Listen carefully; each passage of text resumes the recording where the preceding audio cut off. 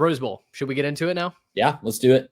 All right, let's go to Pasadena. Trey, again, out of all the games that we had on the slate for this weekend, we promised you one thing. We promised you that the Rose Bowl usually gives us bangers, and we expected nothing less from the Buckeyes and the Ducks. 34, nothing? That was what Ohio State raced out to, yeah. And then Oregon manages to get a sympathy touchdown and 2-point conversion at the very end of the half to kind of get the juices flowing. And I'm like, you know what? Maybe if TCU could do it in the Alamo Bowl down 31, then darn it, so too can the Ducks. It felt like the Ducks were completely outclassed in this game. I tweeted out a picture of King Felix celebrating his perfect game. Caption, Will Howard and Chip Kelly right now. They put together and executed the perfect game plan for the moment. They had Oregon secondary in knots. Jeremiah Smith, who everybody in the building knows the ball is going to, is seen running wide open. Nobody within a zip code of him. And it's because of the way that Chip Kelly orchestrated this offense.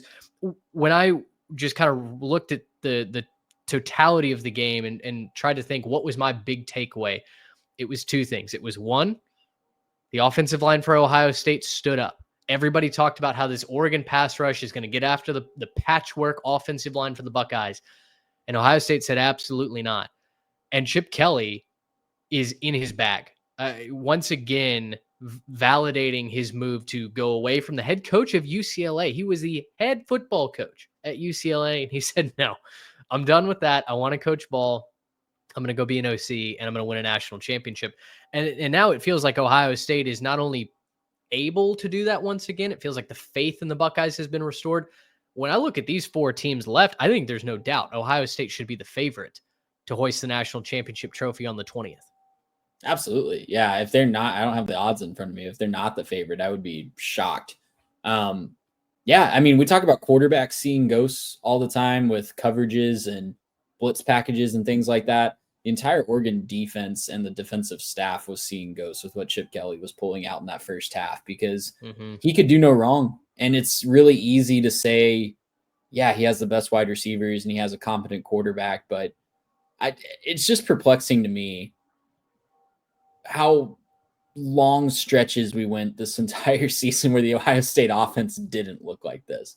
At this point, we got to think that they were sandbagging, right? And that they knew they were going to win the games with their defense and they pulled out a bag of tricks in the playoffs. It really feels that way at this point, but it's just a completely different team. There's no other way to say it. This is the Ohio State team that we all expected to see at the beginning of the year, and we were questioning where they were for long stretches of the season. Not just the Michigan game. I'll give you the Nebraska game. I'll give you several other their Big Ten matchups where they were just struggling to put the ball in the end zone and struggling to throw the ball downfield. But whether it was sandbagging or whether it was just a come to Jesus meeting after the Michigan game with that coaching staff, it is a completely different vibe in that building right now. And they're feeling themselves. They are feeling the confidence, and it's contagious on both sides of the ball. People are going to talk about the offense putting up 34 points in the first half, or rightfully so, but holding that Oregon offense to just 8 points in the first half. And really, it was a garbage time touchdown in the first half, for as weird as that sounds to say. Right.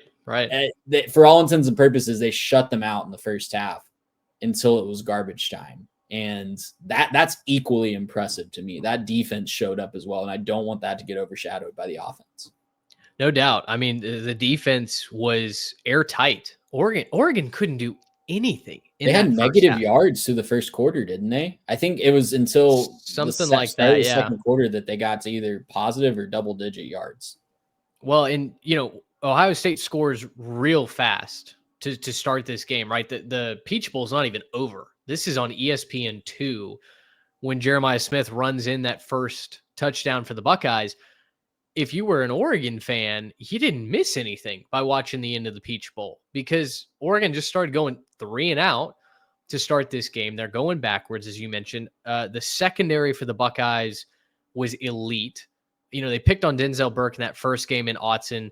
That was not the case in Pasadena. I was so impressed with the way that the pass rush for Ohio State was able to get home, and they had Dylan Gabriel in absolute knots all night long. I mean, it really was kind of the reverse, where when Ohio State was not going well, it was their offensive line. And, you make the joke that maybe they were sandbagging. I think the offensive line just figured it out. I think they just figured out how to play, because they're not only able to They give needed Will time Howard together. They needed time in that they did. setup, and absolutely.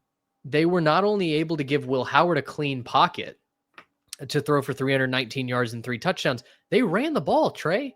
They had not done that very effectively against stout defensive lines all season long, but they got 181 yards in this game. Both Travion Henderson and Quinshon Judkins had success.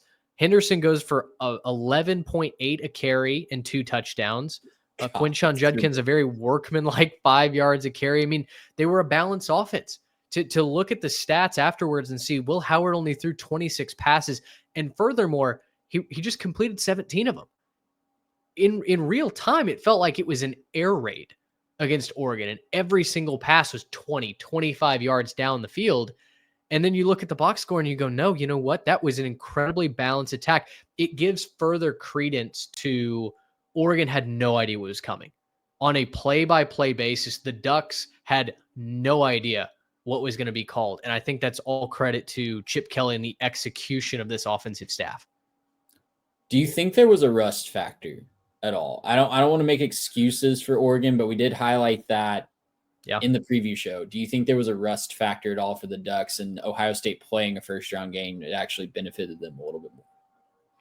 I think that's a good question. I mean, the fact is all 4 teams that had the bye lost. All 4 of them. You can point to reasons for 3 of the 4. I would say Oregon is the one that you can't really justify through injuries or just being out talented. But no, and Oregon was the one team that really needed the break too. I mean, they had just gone through a gauntlet of 8 straight conference opponents. They were the only team in the country, I believe, that had to play 8 straight conference games. And as we highlighted in the preview show, it wasn't exactly a cakewalk. The fact that we weren't talking about Oregon on a weekly basis was due to the fact that they were just taking care of business, that there wasn't a trap game effect until they got to Wisconsin. And, obviously we're able to get out of Camp Randall that way, but that team was banged up. They had gone through a long conference schedule. I actually wondered if after we recorded that preview, I wonder if that bye is going to help them, just have them healthy and ready to go. But the fact is all 4 home teams, all 4 higher seeds did lose. We were making the joke in our group chat. I saw some people put it out on Twitter that, who's going to say now that Oregon doesn't belong after they're getting waxed? The fact was this was the most complete team on paper in the country.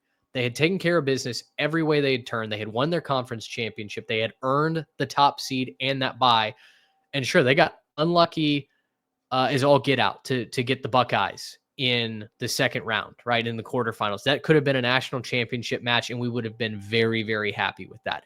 And the idea that we need to reseed and adjust the model, we're going to talk about all of that in the offseason. I think it's very glaringly obvious that there are tweaks to the format that must be made to award and reward teams like Oregon who should not be playing the Buckeyes in their first matchup of the postseason, right? But I do think there is something to that time off, that you lose the momentum, you get out of a rhythm. And I hearken back to the MLB. This has happened before in Major League Baseball, where the home teams, the higher seeds, get just washed by a team that found momentum, that got hot. And suddenly a team like the 2023 Texas Rangers, that went into the postseason dead on arrival, get hot, figure it out in Tampa, and roll through the postseason and go undefeated on the road. Like, that's sports, folks. That's why we play this silly game on the gridiron, not just on paper. So long-winded way to say, I think there's probably something to it. I'm not going to blame the loss on the rust, but I do think there's something to it.